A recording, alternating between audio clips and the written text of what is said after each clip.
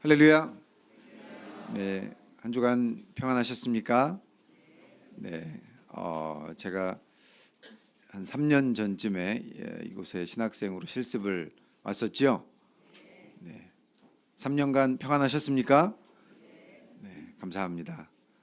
네, 오늘 이렇게 안식일에 여러분들과 함께 다시 말씀으로 은혜 나누고 또 안식의 복을 누릴 수 있음에 주님께 감사드립니다.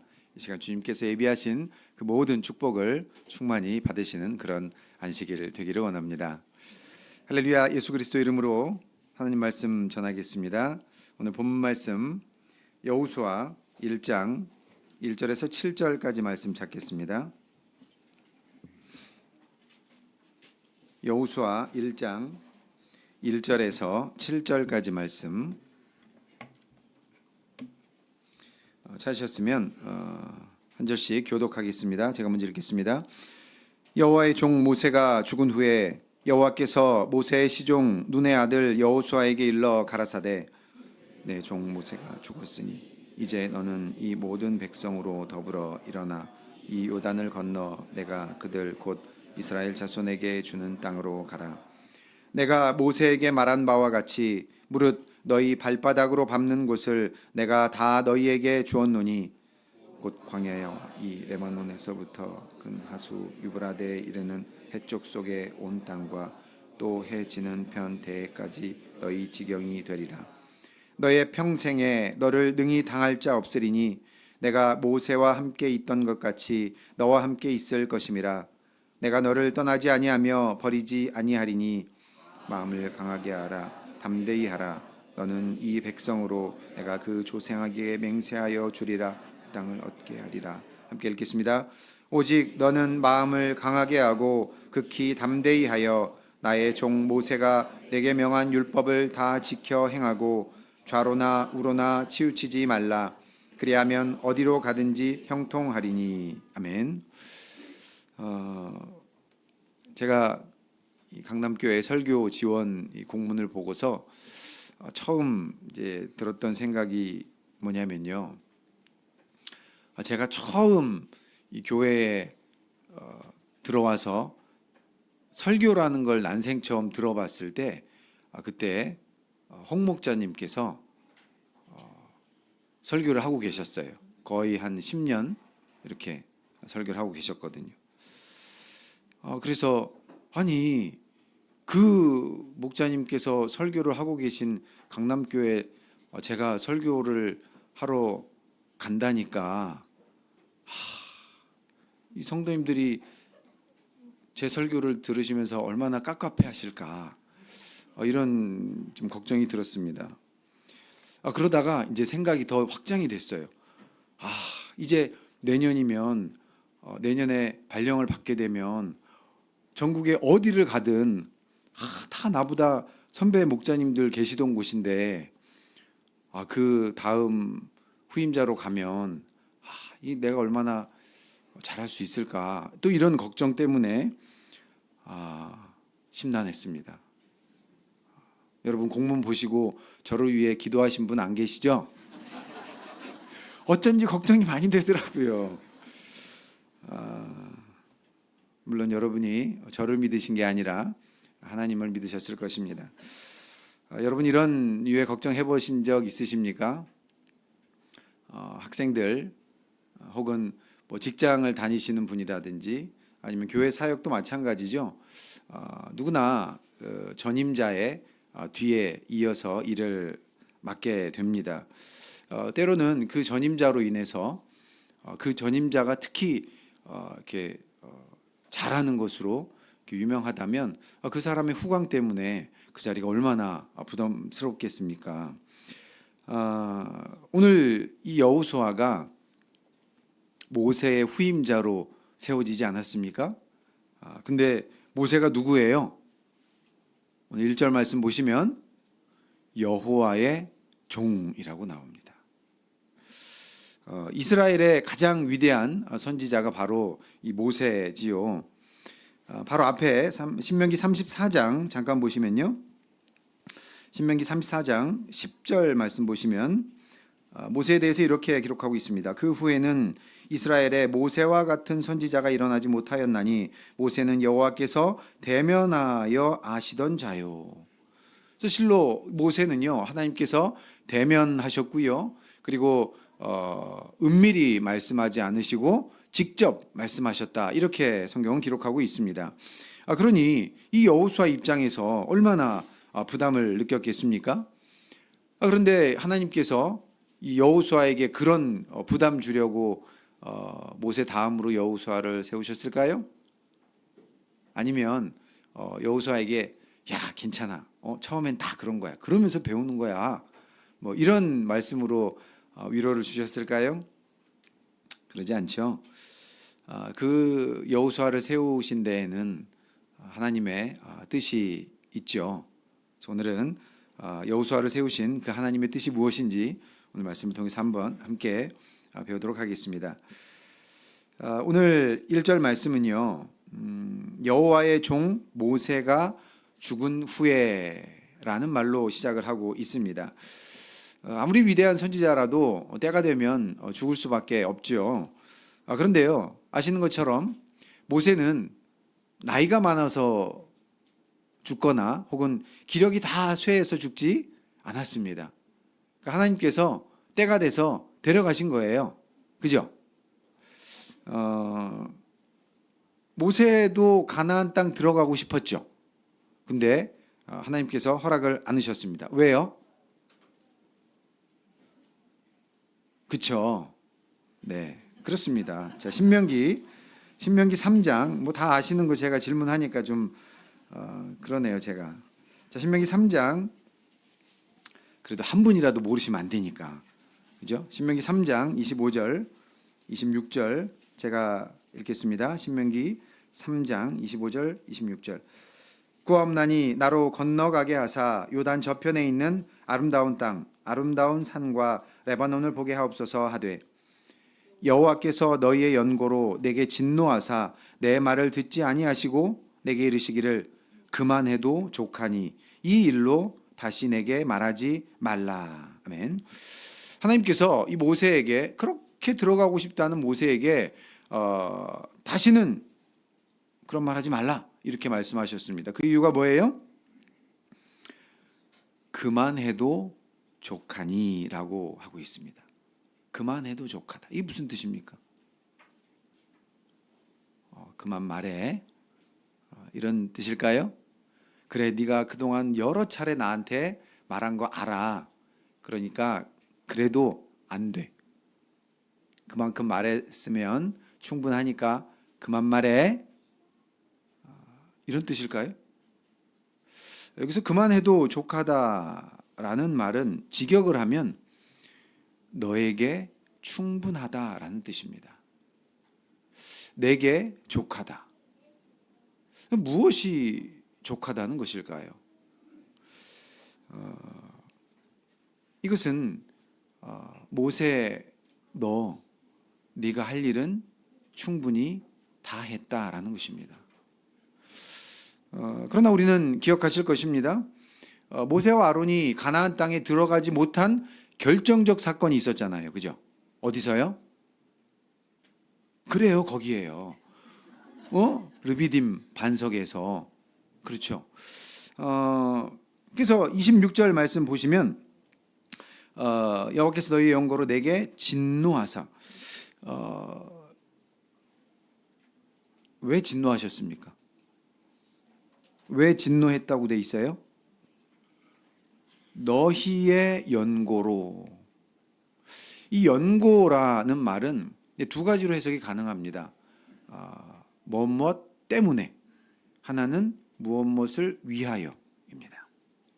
자, 만약에 때문에로 해석을 한다면 너희 때문에 내게 화내셨어. 그래서 내가 못 들어가는 거야. 이런 말이 되는 거죠.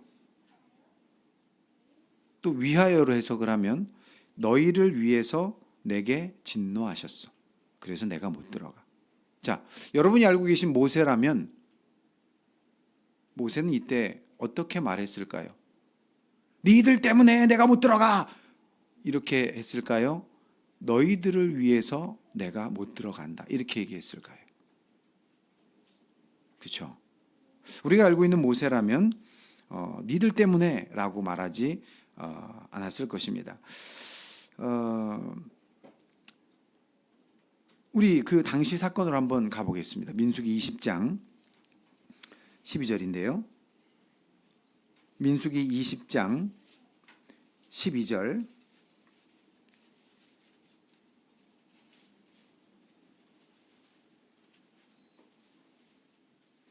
민수기 20장 12절 제가 읽겠습니다.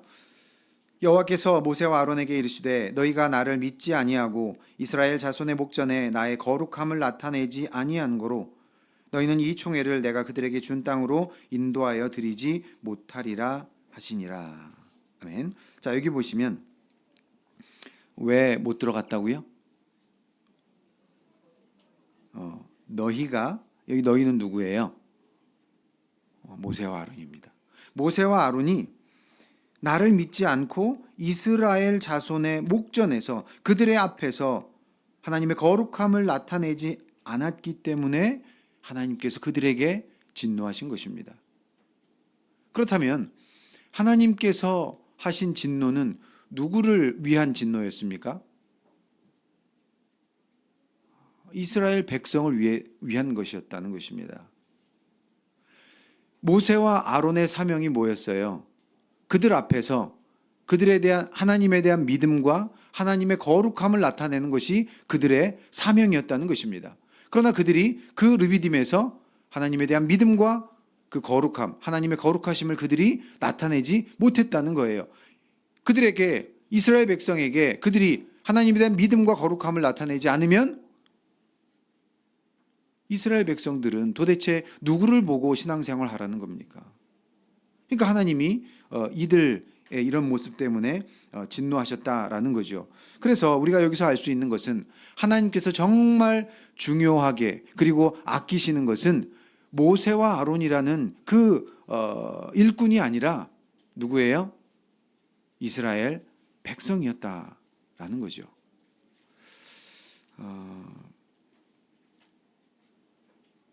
하나님께서는요, 어떠한 사람처럼 어떠한 감정적으로 누군가를 세우고 또 누군가를 그 일에서 그만두게 하고 그러신 분이 아니시죠. 백성을, 방금 보신 말씀처럼 이스라엘 백성을 위하시고 우리 하나님의 이 교회를 위하시는 분이 바로 하나님이십니다. 모세라는 이 하나님의 종이 정말 하나님의 종으로서 일을 한 것은 맞지만 사람보다 중요한 것은 하나님 나라와 그의 뜻이죠. 그래서 아까 읽으셨던 신명기 3장 26절에서 그만해도 족하다, 이 말씀은 모세에게 이제 너의 사명은 이것으로 다 한 것이다 라고 말씀하신 것이죠. 결국 모세라는 사람도 여러 사명자 중에 한 사람이었다라는 것입니다. 하나님께서 여호수아에게 말씀하시죠. 오늘 본문 2절 말씀 보시면 모세가 죽었으니 이제 라고 하면서 다음 말씀을 하십니다. 여러분, 이제라는 말은 언제 쓰죠? 이제 라는 말은 전과는 다르다라는 거죠. 이제 전과는 다른 시대, 이제 내가 전과는 다른 사명을 여호수아 너에게 주겠다라는 것입니다. 하나님께서 각 사람을 세우시는 데에는 그만한 이유가 있죠. 각 사람에게 맡기시는 그 시대, 그 구간, 그 사명이 있다는 것입니다. 우리가 하나님의 일을 교회에서 맡아서 하다 보면 다음 사람에게 이렇게 물려주고 또 물려주게 되죠. 마치 운동 경기로 따지면 이어달리기와 같아요. 그죠? 내가 다음 사람에게 넘겨주고 나서 혹시 그런 생각 하신 적 있으십니까? 아, 이거 내가 할 때는 잘 안 되더만 저 사람이 하니까 잘 되네. 혹은 반대로 아, 내가 할 때는 잘 왔었는데 내가 그만두니까 잘 안 되네. 잘 안 오네. 이런 생각 해보셨습니까? 일꾼을 위해서 교회가 있을까요? 그러지 않죠. 교회를 위해서, 하나님의 백성을 위해서 일꾼이 있는 것입니다. 절대 우리가 어떤 사역을 누구에게 이어서 주고 또 이어서 받았다 하더라도 비교하거나 판단하지 마십시오.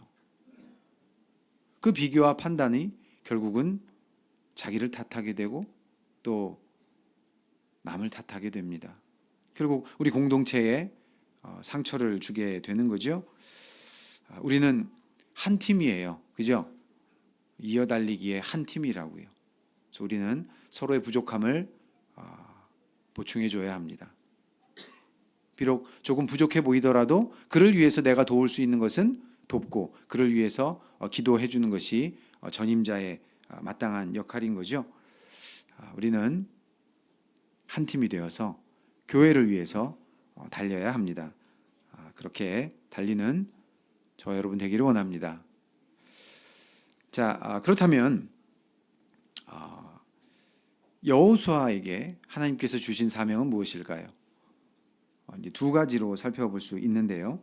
다시 2절 말씀 보시면 내 종 모세가 죽었으니 이제 너는 이 백성으로 더불어 일어나 이 요단을 건너 내가 그들 곧 이스라엘 자손에게 주는 땅으로 가라. 이렇게 명령하셨습니다. 자, 그래서 첫 번째는요. 모든 백성으로 더불어 일어나라 하는 것입니다. 여호수아를 통해서 모든 백성이 함께 일어나라라고 명령하신 것입니다. 자, 그렇다면 일어나라라고 말했으니까 그들은 지금 어떤 상태예요? 앉아 있었다는 거죠? 힘들어서 앉아 있었을까요? 이들이 어디에 앉아 있었을까요? 이들은 모세에게 앉아 있었습니다. 이전의 지도자가 모세였잖아요. 그러니까 그들이 여전히 모세의 시대에 앉아 있었다라는 것입니다. 그래서 그들을 일으켜 세우라고 하는 것이 여호수아에게 주신 첫 번째 사명이라는 거죠. 왜냐하면 이제는 새로운 시대, 새로운 사명을 그들에게 주실 것이기 때문에 이제 그들과 함께 일어나야 한다는 것입니다. 이전 시대와의 차이점이 뭘까요? 모세 시대는 어떤 시대예요? 백성들의 입장에서 모세의 시대는 하나님의 율법을 듣고 배우고 훈련받는 시대입니다. 그렇죠? 그러나 이제 여호수아 시대는요. 이제 가나안 땅으로 들어가야 돼요. 들어간다는 얘기는 무엇입니까? 그 약속의 땅에서 그 배웠던 훈련받았던 그 말씀으로 살아가야 하는 시대입니다. 다시 말씀드려서 배움의 시대는 지나고 이제 배웠으면 어떻게 해야 돼요? 우리도 그렇잖아요. 왜 배우는 거예요? 행하려고. 그죠? 제가 너무 어려운 질문 준비 못했습니다. 행하기 위해서 배우는 거잖아요. 그죠? 그래서 여호수아의 시대는 이제 가나안 땅에 들어가서 살아내야 하는 시대입니다. 그 행함으로 그들의 믿음을 보여줘야 하는 시대라는 거죠. 이제 하나님의 종이 없기 때문에 그들이 하나님의 종이 되어서 하나님의 백성으로서 살아가야 하는 시대라는 것입니다. 저와 여러분은 지금 같은 물리적인 시간과 공간 속에 살아가고 있죠. 그런데요, 신앙의 차원에서는 서로 다른 시대를 살고 있기도 합니다. 신앙의 연수가 다르고 신앙의 성숙도가 다 다르죠. 그래서 어떤 분들은 지금 광야의 시대에 살고 계실 거예요. 열심히 배우고 훈련받는, 그래서 보통은 다 그런 건 아니지만 우리 아동부나 학생부들이 그런 시대에 살고 있다고 할 수가 있겠죠. 그리고 어떤 분들은 이미 가나안 땅에 들어가서 열심히 정복 전쟁을 하며 살아가고 계실 것입니다. 그래서 보통은 뭐 사청부 이상 우리 장년부 분들은 그런 가나안의 정복 전쟁 시대를 살고 계시겠죠. 물론 우리 학생들이 광야의 시대에 살고 있다고 하더라도 그들에게 정복해야 할 가나안 땅이 없진 않죠. 그죠? 우리 학생부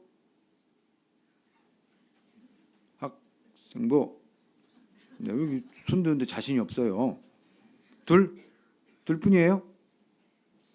그래요. 네?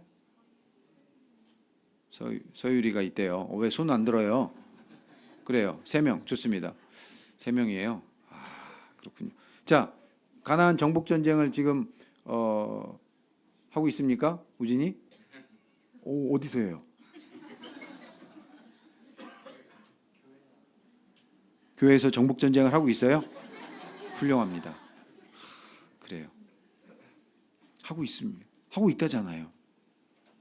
그래서 학교에서, 그리고 진짜 제일 어려운 데가 어딘지 알아요? 싸워보니까 어디가 제일 힘들어? 모르겠어요? 별로 안 힘든가 보네. 좋으시겠습니다. 누가 부모님이신지 모르지만 우진이 방이잖아. 그죠? 학생들 자기 방에서 이 가나안 정복 전쟁하기가 굉장히 힘듭니다. 그러지 않겠습니까? 얼마나 유혹과 미혹과 우상들이 많아요. 그죠? 그렇게 광야 시대를 사는 우리 아이들도 가나안 정복 전쟁을 하고 있는 거죠. 아이들만 그렇지는 않습니다. 우리가 다 이 자리에 앉아서 기도하고 찬양하고 아멘하고 이럴 때는 모르죠. 근데 일어나서 나가봐야 압니다. 이분이 정말 어떤 신앙을 가지고 어떤 무기를 가지고 싸울 준비가 되어 있는지는 일어나 봐야 안다는 거예요.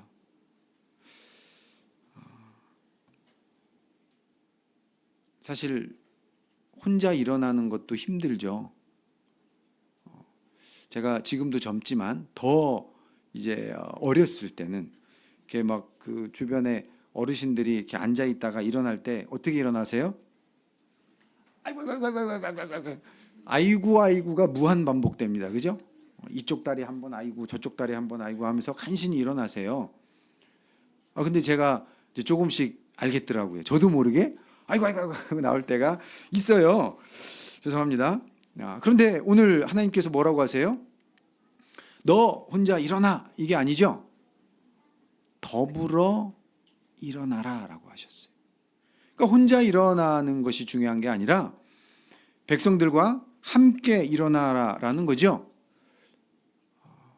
함께 일어나는 것 하면 저는 이게 연상이 돼요. 어깨동무. 어깨동무라는 단어는요, 굉장히 그 단어가 주는 느낌이 어때요? 우리 자매님들, 어깨동무. 굉장히 이렇게 푸근하고 친근하고 정감 가지 않습니까? 어깨동무, 내동무. 뭔가 좀 나 혼자 같지 않고 같이 이렇게 뭔가를 할 수 있을 것 같은 그런 힘이 됩니다. 그런데 우리 형제님들, 군대 갔다 오신 형제님들 어깨동무 그러면 어떤 느낌이 들어요? 나 혼자도 힘든데 막 옆 사람 때문에 막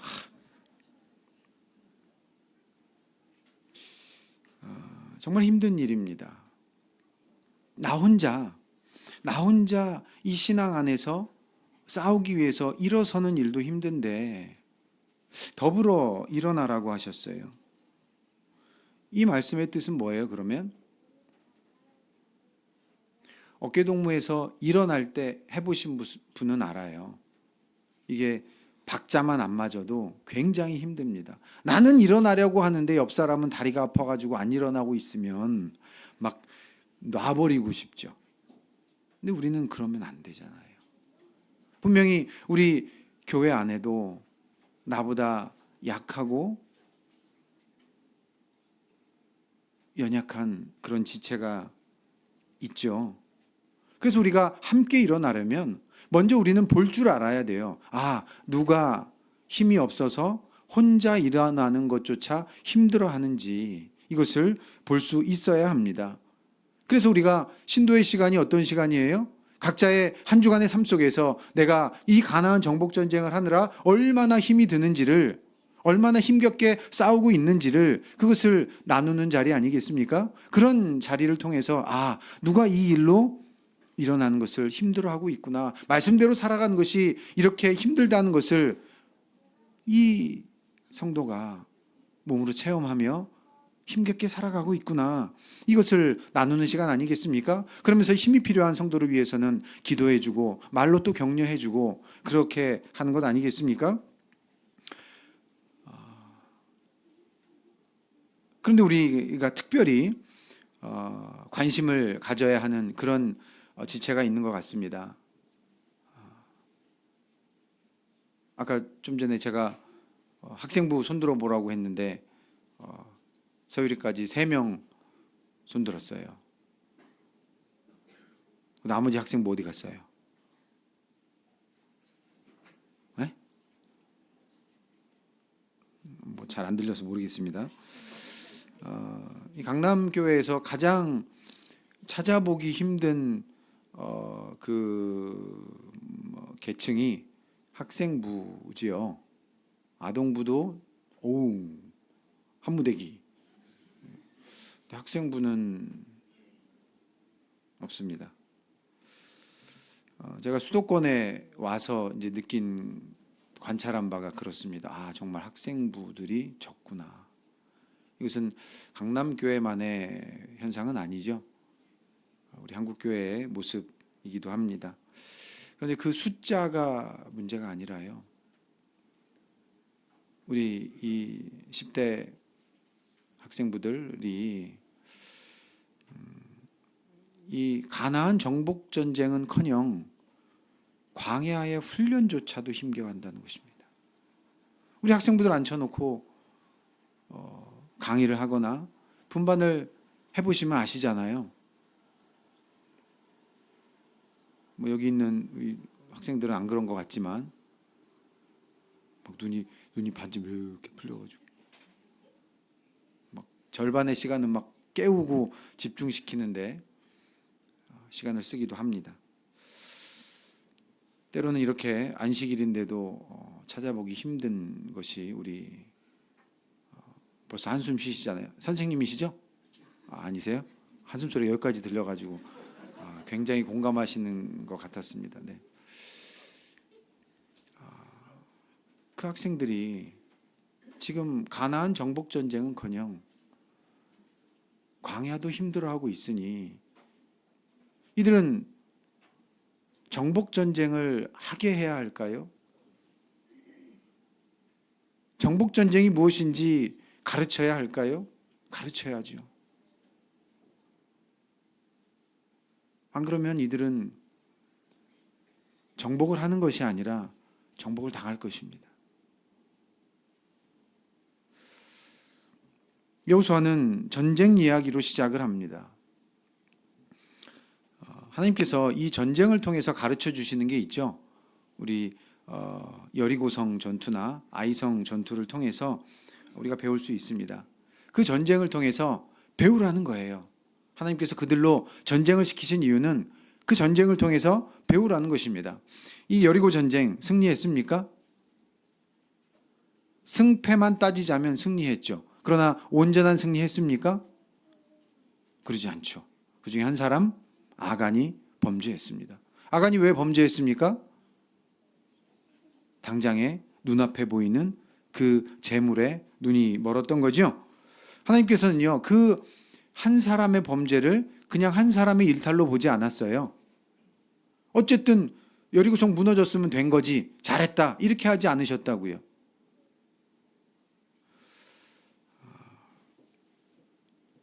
칼과 창으로 하는 싸움보다 더 힘든 싸움이 있죠.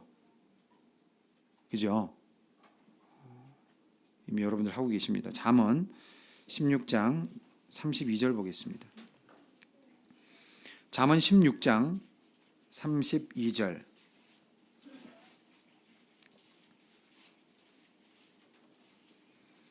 잠언 16장 32절 제가 읽겠습니다. 노하기를 더디하는 자는 용사보다 낫고 자기의 마음을 다스리는 자는 성을 빼앗는 자보다 나으니라. 아멘. 성을 빼앗는 것보다 힘든 게 뭐래요? 자기 마음을 다스리는 것입니다.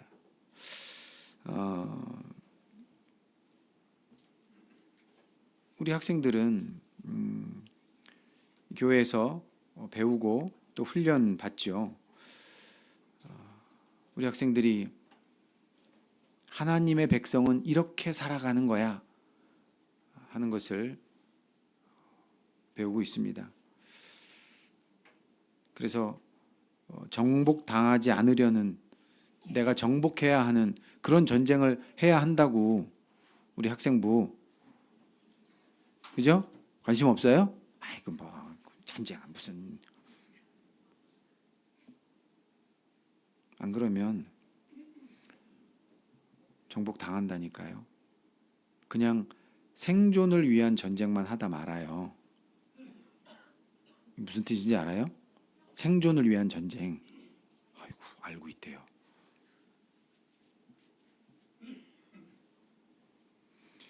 그래서 우리는 반드시 가르쳐야 합니다. 무엇을 가르쳐야 될까요? 33절입니다. 함께 읽겠습니다. 사람이 제비는 뽑으나 이를 작정하기는 여호와께 있느니라. 아멘. 우리 아이들에게 가르쳐야 합니다. 인생을 계획하고 작정하는 것은 네 손에 달렸다. 그러나 그 일을 이루시는 분은 하나님이시다. 이걸 가르쳐야 합니다. 아이들이 계획한 대로, 노력한 대로 얻을 수 있다라는 착각에서 벗어날 수 있게 가르쳐 줘야 합니다. 그러려면요, 우리 어른들이 먼저 그렇게 살아야 합니다. 마음을 다스리라고 했죠. 이 마음 다스리는 게 뭐예요? 뭐 자기 수양, 자기 수련하라는 것입니까? 아니죠. 하나님의 다스림을 받는 것입니다. 하나님께서 내 삶을 다스리심을 인정하고 살아가는 거죠. 그게 내 마음의 성을 다스리는 것입니다. 우리 어른이 그렇게 자기 마음을 다스리는 그런 모습을 보여줄 때, 그런 삶을 살아가는 것, 그것이 우리 아이들에게 정복 전쟁은 저렇게 하는 거구나, 그렇게 배울 수 있다는 거죠. 이게 더불어 함께 일어나는 것 아니겠습니까? 그래서 절대 우리 어른들은 자기 마음 지키는데 실패해서는 안 됩니다. 아간처럼 당장 눈에 보이는 그 어떤 것 때문에 실패해서는 안 됩니다. 그런 것들과 타협해서도 안 됩니다. 우리는 함께 일어나야 되거든요. 그런 우리 성도님들 되기를 원합니다. 자, 마지막으로요, 하나님께서 하신 두 번째 명령이 있습니다. 여호수아, 다시 본문 말씀 보시면 1장 2절 제가 다시 한번 읽겠습니다. 내 종 모세가 죽었으니 이제 너는 이 모든 백성으로 더불어 일어나 그 다음 이 요단을 건너 내가 그들 곧 이스라엘 자손에게 주는 땅으로 가라. 자, 두 번째 명령은 건너가라는 것입니다. 뭘 건너가라고요? 요단강이죠. 자, 요단강이 무엇입니까? 이스라엘 땅의 이 동편 경계죠. 거기를 건너야만 합니다. 근데 아시겠지만 이스라엘 백성들이 요단강을 건널 그 때가 언제예요? 이 추수할 때예요. 그래서 물이 막 넘치던 때입니다. 그 강을 건너면 뭐가 있어요? 방금 읽으셨죠? 그 강을 건너면 뭐가 있어요? 이스라엘 자손에게 주는 땅이 있습니다. 이스라엘에게 자손에게 주시는 땅이 있다고요. 그러니까 이 말씀은 뭐예요? 그 강 건너면 다른 사람은 받을 수 없는 이스라엘 자손이 받을 수 있는 땅이 있어. 이 뜻이죠. 아무나 받는 게 아닙니다. 아무나 건넌다고 그 땅을 받는 게 아니라는 거예요. 이스라엘 자손에게 주시는 땅이 있다는 것입니다. 누가 이스라엘 자손입니까? 자, 이들이 요단강을 어떻게 건너요? 뒤에 이제 여호수아 3장 내용 보시게 되면 물이 막 넘치는 시기입니다. 근데 하나님께서 건너라고 명령을 하시죠. 이때 물이 얼마나 많았는지 그 3장 15절 볼까요? 3장 15절 보시면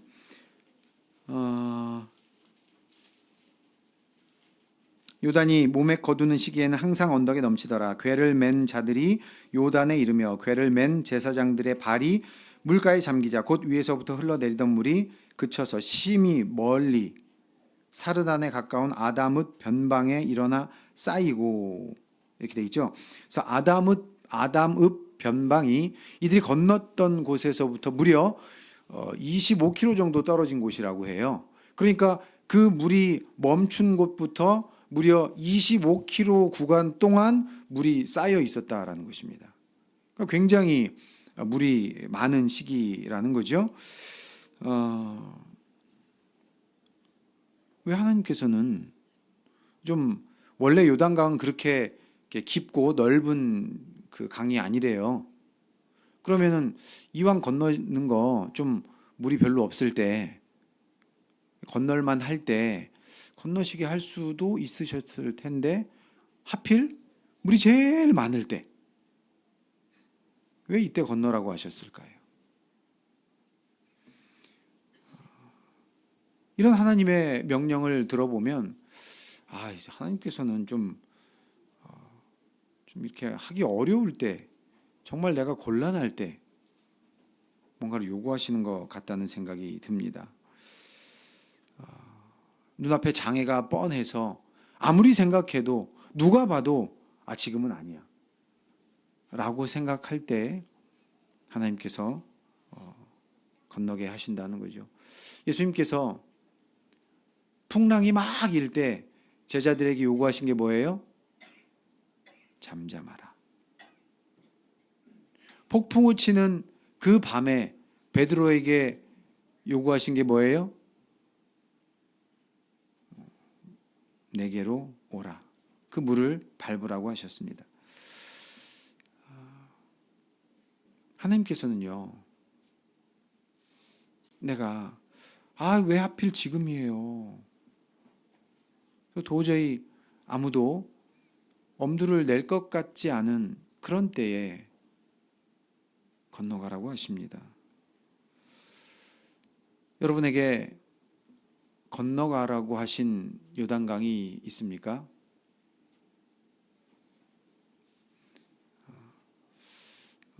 저의 경우를 생각해 보니까 제가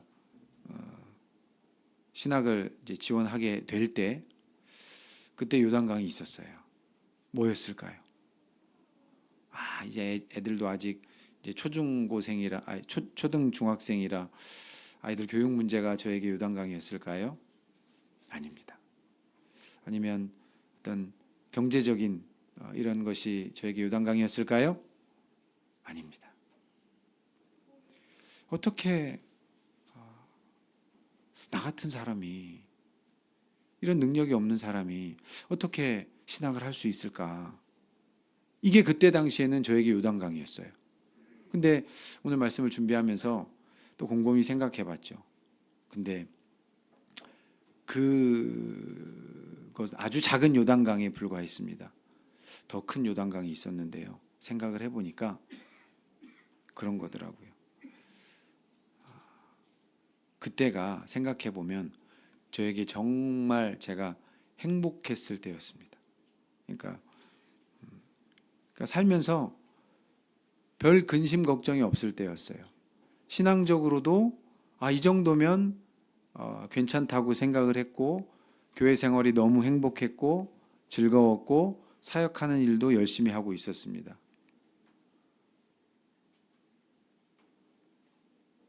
가족들의 신앙도 이 정도면 괜찮았고요.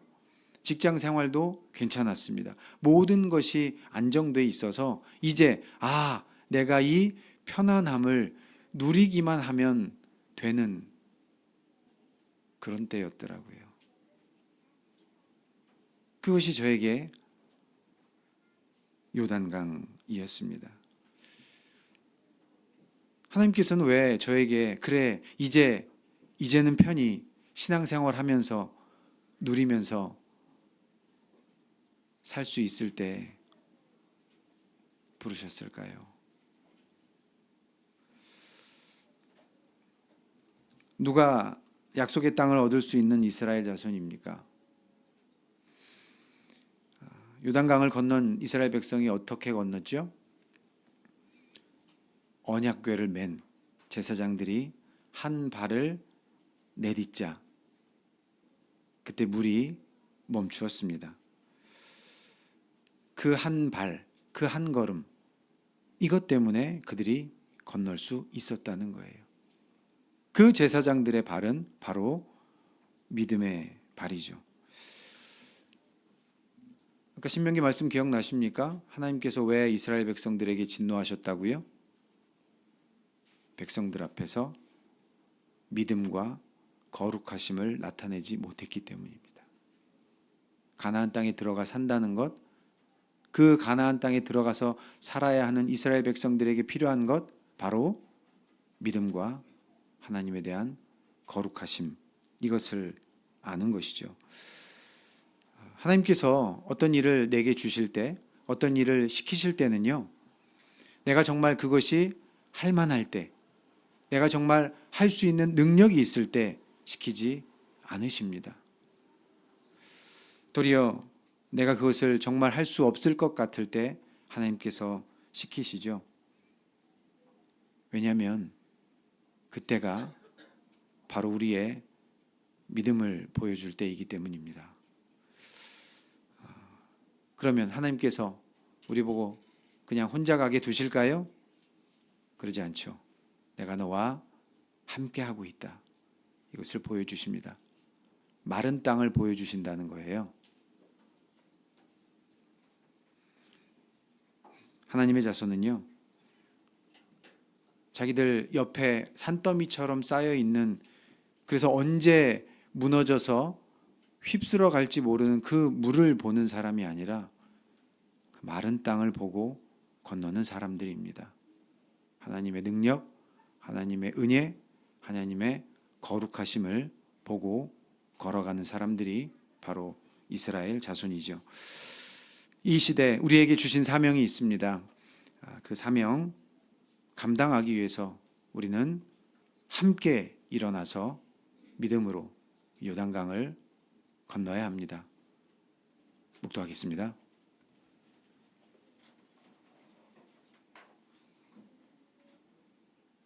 할렐루야. 아멘.